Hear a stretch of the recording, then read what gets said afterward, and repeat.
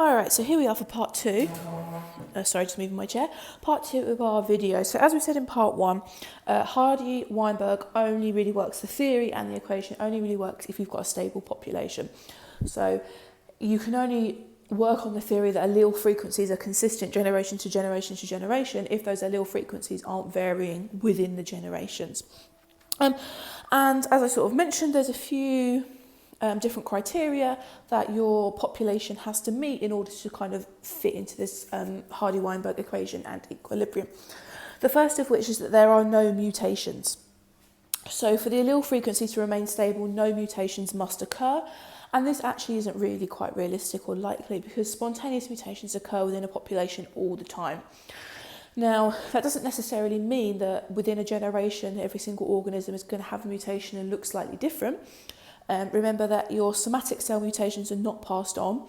In animals, only germline cell mutations are, i.e. only mutations that are occurring in your sperm or your egg cells are passed on. A somatic cell mutation could be a mutation in any other kind of cell, with eye colour or, fur colour, something like that. So it will affect the individual to a certain extent. It could affect them. It could change their phenotype and change their sort of survival chances, or it could be completely silent. Remember, we were talking about mutations when we were looking at sort of DNA. A single base chain still counts as a mutation, but actually it doesn't necessarily do anything. Or that mutation could be recessive, so it's not even expressed. But do remember that those mutations do occur within a population all the time. It just depends upon what type of cell they're in as to whether they're passed on or not. So as I said, although these mutations occur quite continuously, they don't affect a population very quickly. So for example, we've all got around about 60 new mutations passed on from our parents, the majority of which are recessive and will never be expressed. That doesn't mean all mutations are recessive, it just means that the majority are. If we were to analyse all of our DNA, it would all be different, obviously, because we're all, different individuals, but there would be mutations you would see, and that doesn't necessarily mean there's anything wrong with either of us. So, to have your Hardy-Weinberg, you can't have any of these mutations occurring. Another condition is that there is random mating.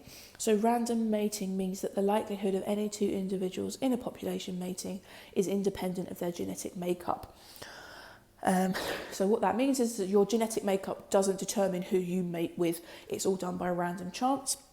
And so where you have random mating, the frequency of alleles in the population will change. Non-random mating occurs when features of the phenotype affects the probability of two organisms mating. So an example of that might be male animals displaying to attract females. So your genetic makeup as a male will affect your phenotype, and that genetic makeup might make your phenotype more attractive. Think of like the peacock. The bigger, the bluer its tail feathers, the more likely it is to mate. So therefore that is not random mating, it's completely non-random. And so what this does is this non-random mating introduces a selection pressure, and females are more likely to pick those males that have, the attractive phenotype because of their genotype. And so these males are more likely to pass their alleles on, so it's going to change your allele frequencies. It's worth pointing out that in humans, non-random mating is the norm. So humans will pick their partner, who will subsequently go on to be the mother or father of their children, based upon various different characteristics. And the characteristics that one person looks for could be determined by sort of their, familial pressure, societal pressures, depending on, what particular group of society they're from. So non-random is the norm. It's not, everyone does not stand on equal footing, unfortunately. A couple more conditions for us to look at. Just get my sheet straight. The third condition that has to be met is that your population is large. So by large we mean at least several thousand individuals, because maintaining genetic equilibrium depends on random assortment of the alleles. So a chance of losing an allele by a random event is reduced in large populations. So to give you an idea of what this means, and an idea that kind of puts it into context, say you've got an allele that we're labelling Z, and it's present in 10% of the population. If your population is only 10, then that means only one organism has that allele. Whereas if your population is 500, it means 50 organisms have that allele. In that smaller population, that 10, that one organism could easily be eaten. It could easily be killed. and then that allele is completely wiped out and your frequency has changed. Whereas in your 500, you've got 50 organisms. So the chances of them all being completely wiped out are much, much lower. So you need large populations. That one is probably the easiest one for it to meet. Populations in general to meet, but not all populations are necessarily of that scale of thousands of individuals. You need the population to be isolated, so there's no immigration or emigration, so no organisms coming in and no organisms leaving. This is very rarely the case in the living world. So for example, insects carry pollen from one population to another. Male animals frequently move between populations in search of a mate. So in real life, your population being completely isolated and only staying in one area doesn't happen. Perfectly natural reasons could cause that immigration and emigration. And a definition there is the gene flow, which is the migration of either whole organisms or genetic material into or out of a population and into another population. So if your population is isolated, you have no gene flow, but the truth is that we do have gene flow. And either the whole organism, so those male animals, for example, or genetic material could be your pollen.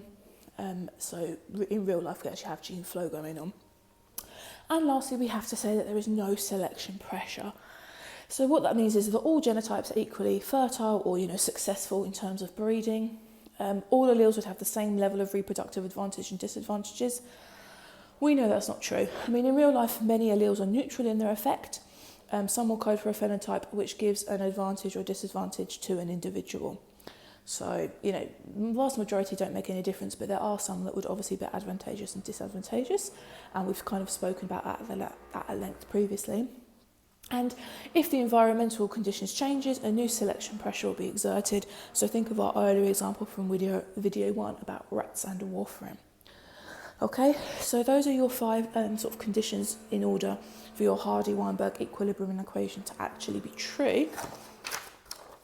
But shock horror, and as hopefully you're starting to realise, in the real world, these conditions are almost never met. It just doesn't happen.